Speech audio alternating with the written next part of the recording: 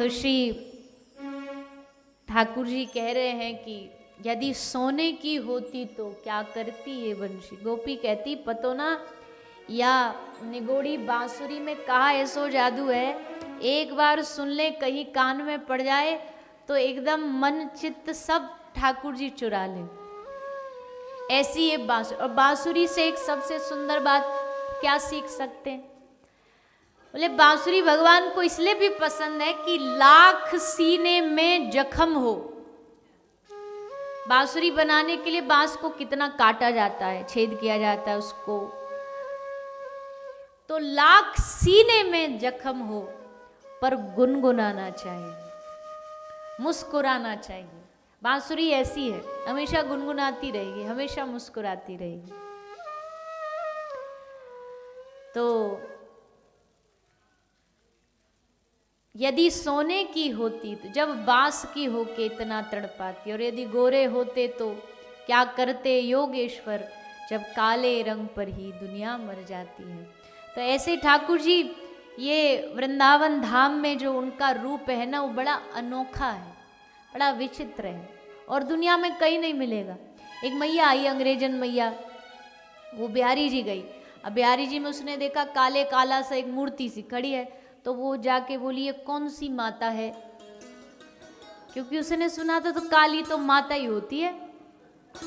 तो बोली कौन सी माता है, तो एक ब्रजवासी वहीं खड़ा था, बोले काई की माता ना, ये सबको बाप है, ये हम सबन को बाप है। तो भैया काले हैं पर दिल वाले हैं। तो वृंदावन का रस ही अलग है, वृंदावन का भाव अलग है। वृंदावन में ठाकुर जी बालक बन गए। कल आप सब लीला सुनोगे, जब ठाकुर जी की बाल लीला आएंगी। भगवान बड़े सहज बन गए ब्रज में जाकर के, इसलिए ब्रज का भक्ति का स्तर भी अलग होता है। इसलिए नारद जी ने ध्रुव जी को कहा कि बेटा भजन करना है तो वैसे तो दुनिया में हर तीर्थ है, हर धाम है, पर तुझे भगवान को पाना तो तू वृंदावन चला जा। तो ब्रज आके ध्रुव जी ने 5 महीना तप किया, बड़ा घोर तप किया। तेरा त्रांते कपित वदरासन, 3-3 दिन में बेर खाना, फिर 6-6 दिन बाद पानी पीना, फिर 12-12 दिन बाद श्वास लेना। इतनी कठिन तपस्या करी, और उनकी तपस्या को देख करके स्वर्ग के राजा इंद्र का सिंहासन हिलने लगा। देवता भागे भागे आए, प्रभु इसको उठाओ, अब तपस्या से दर्शन दो। तब भगवान आए, भगवान ने दर्शन दिया। ध्रुव जी के कपोल से गाल से शंख को स्पर्श किया, तो ध्रुव जी ने स्तुति की, योन्तः प्रविश्या मम वाचमिमां पुरुषोत्तम। भगवान की ऐसी स्तुति गाई 5 साल के ध्रुव, जब पढ़े लिखे कुछ नहीं, क्योंकि जब भगवान कृपा करते हैं ना तो अनपढ़ भी पढ़ने लग जाता है। अंधा देखे लंगड़ा चलकर पहुंचे काशी रे, दर्शन दो घनश्याम। स्केल बड़ा ऊंचा है, नीचा होता तो गा देते, पर अब बड़ा ऊंचा है।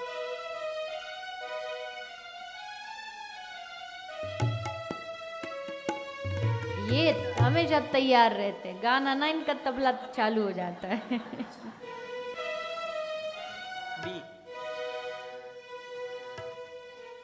चलो छोड़ो, फिर गाएंगे।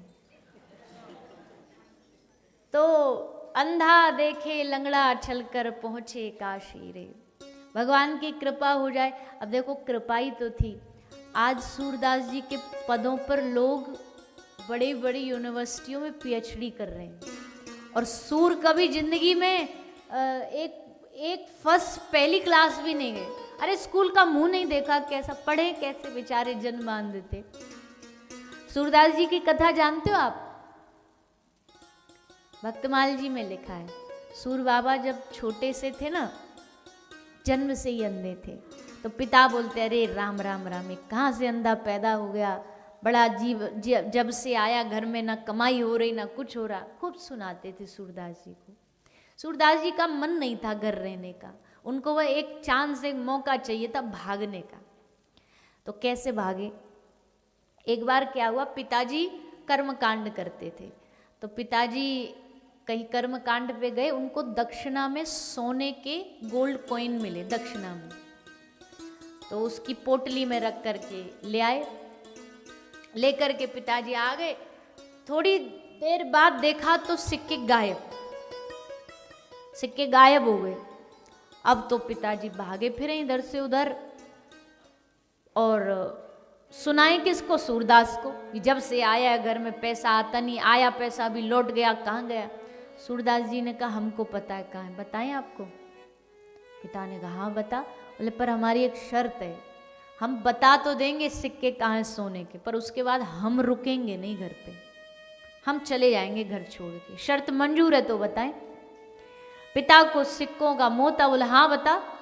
उन्होंने बताया कि एक ऐसे ऐसे चूहा आया, वो पोटली ले गया और उसके बिल में रखिए, जाओ देख लो। और सूरदास जी को दिखता नहीं, पर पिता ने जाके देखा तो बिल में सिक्के रखे थे, खुश हो गए। सूरदास जी ने कहा अब हम जा रहे हैं। तो पिता ने कहा नहीं नहीं अरे बेटा रुक जा, बाहर से थोड़ा बहुत तो मोह रहता है, ना ना रुक जा रुक जा। सूरदास जी ने कहा रोक रहे हो हमको? बोले हाँ। बोले ठीक है हम रुक जाएंगे, पर फिर देख लेना हम रुके तो सिक्के फिर से खो जाएंगे। पिताजी बोले फिर तो जा। सिक्कों का मोह था, पैसे का मोह था, बोले जा तू। तो सूरदास जी निकल गए घर से, उसी दिन घर त्याग दिया और फिर आए ब्रज भूमि में, ब्रज में। सूरदास जी के द्वारा कितने पद लिखे गए हैं जानते हो? कोई आइडिया है कितने पद लिखे होंगे सूरदास जी ने? 5,000, 10,000, 50,000, 1,25,00,000, 1,25,000 पद ये सूरदास जी ने खुद लिखे हैं। पूरा जीवन बस सूरदास जी के पद पढ़ोगे ना तो पढ़ते पढ़ते जीवन निकल जाएगा, इतने पद लिखे सूरदास जी ने, इतने सुंदर सुंदर पद लिखे हैं। और फिर उनका मिलन हुआ शिवल्लभ महाप्रभु के साथ, शिवल्लभ आचार्य जी के साथ उनका मिलन हुआ। खूब सुंदर सुंदर सुंदर सूरदास जी की लीला है। अंधे थे, दिखता था नहीं, ठाकुर जी श्री राधा रानी उनको दर्शन देने आए, दर्शन दे करके गए। और जब दर्शन दे करके गए तो जाने के बाद सूरदास जी कहते हैं देखो चाहत कमल नयन को, देखो चाहत कमल नयन को, निस दिन रहत उदासी, निस दिन रहत उदासी, अखियाँ हरि दर्शन की प्यासी, हरि दर्शन की प्यासी, अखियाँ हरि दर्शन की प्यासी। देखो चाहत कमल नयन को, निस दिन रहत उदासी, हरि दर्शन की प्यासी अखियां। अब देखो अचंबा, देखो जिसकी आंख नहीं है वो कह रहा है मेरी आंखें हरि दर्शन की प्यासी, आंख है नहीं और फिर भी ये पद गा रहे कि देखो चाहत कमल नयन को, निस दिन रहत उदासी। मेरी आंखें कमल नयन ठाकुर जी को कब देखेंगी, उनको देखे बिना ये मन उदास रहता है। ऐसे थे सूरदास जी। तो भैया कहने का भाव बस इतना सा है कि जब भगवान कृपा करते हैं ना तो अंधा देखने लग जाता है, गूंगा बोलने लग जाता है, लंगड़ा पहुंचे काशी रे। तो ऐसे ही आज ध्रुव जी 5 साल के पर इतनी सुंदर स्तुति गाई भगवान की, भगवान प्रसन्न हुए। फिर ध्रुव जी को कहा घर जाओ, अभी राज्य को संभालो, फिर आना मेरे पास। तो ध्रुव जी आ गए और अंत में भगवान को प्राप्त किया। तो ये श्री ध्रुव जी की कथा आती है। आगे कथा आई प्रियव्रत महाराज की। प्रियव्रत महाराज के वंश की कथा सुनाते सुनाते भगवान ऋषभदेव की कथा आई। भगवान ऋषभदेव के पुत्र हुए भरत जी महाराज, जिनके नाम से हमारे देश का नाम पड़ा भारत। इसमें कई लोग कहते हैं कि जो शांतनु पुत्र भरत जी थे उनके नाम से पड़ा, पर भागवत में लिखा है कि ये जो भरत जी थे इनके नाम से देश का नाम भारत पड़ा। पहले देश का नाम था अजनाव खंड। अजनाव खंड धीरे धीरे बदला तो फिर भारत आ गया। फिर जब यहाँ से ब्रिटिश लोग गए तो उन्होंने फिर नाम रख दिया इंडिया। कुछ हिंदुस्तान कहते हैं, बोले हिंद देश के रहने वाले इसलिए हिंदुस्तान। पर अगर विशेष अगर कोई कहा जाए शास्त्र के हिसाब से अपने देश का नाम भारत है। और कोशिश भी यही करनी चाहिए कि अगर जीभ पर थोड़ा सा अभ्यास प्रैक्टिस हो जाए तो भारत ही बोलो। फर्क तो कुछ नहीं पड़ना, देखो हम भी जानते हैं फर्क तो कोई नहीं है, पर अपने देश का जो नाम शास्त्रों ने दिया है उस नाम से पुकारे तो उसकी बात ही अलग है। और भारत की संस्कृति वो तो भैया प्रणम में है ही है, सारी दुनिया घूम लो, पर भारत जैसा जो संस्कार और संस्कृति है ना वो किसी भी सभ्यता में नहीं है, किसी भी सभ्यता में नहीं।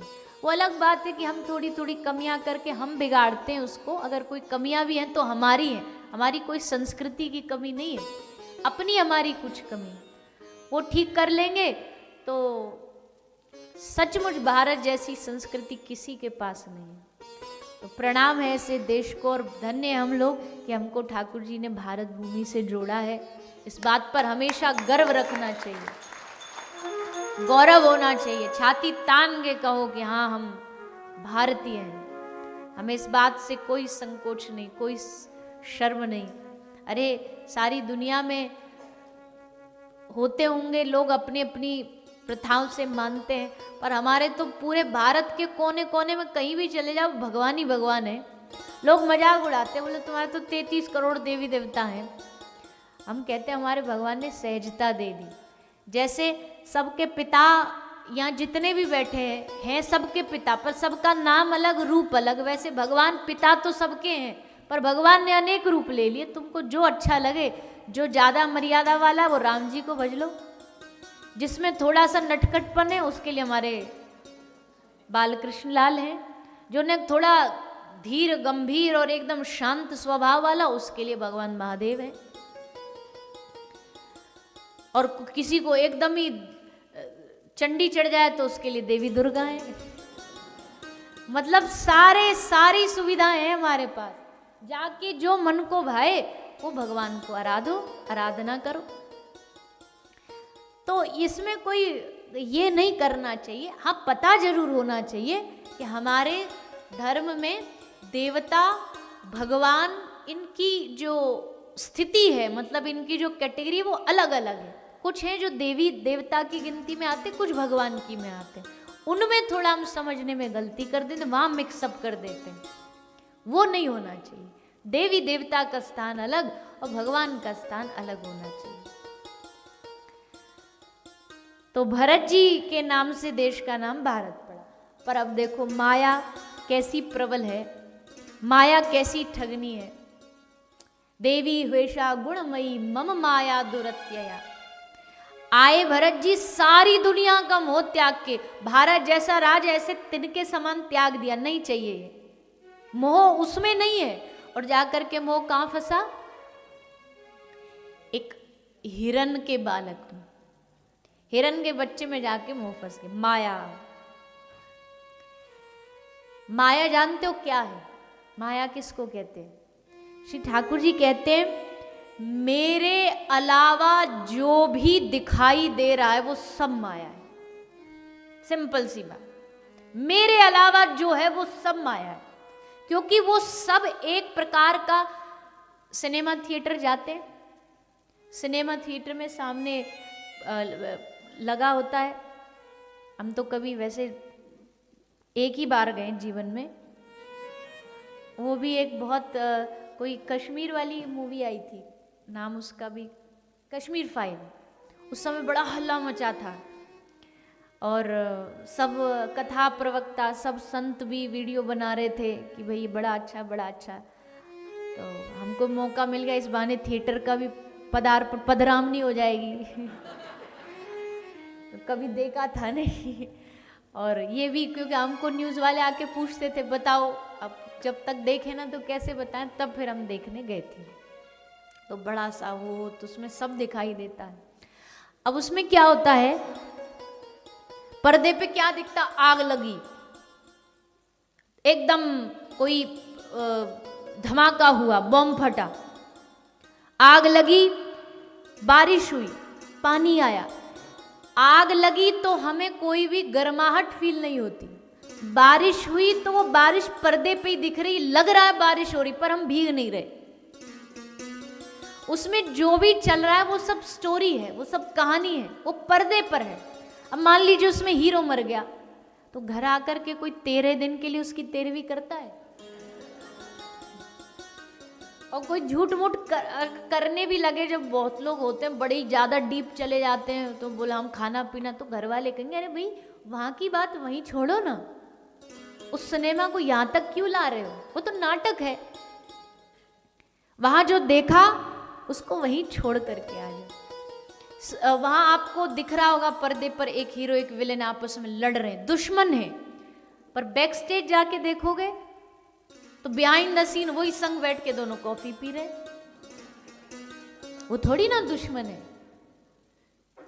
तो इसका मतलब है पर्दे पर जो चल रहा है वो बस आपकी इंजॉयमेंट के लिए, उसको बांध के घर नहीं लेके जाना।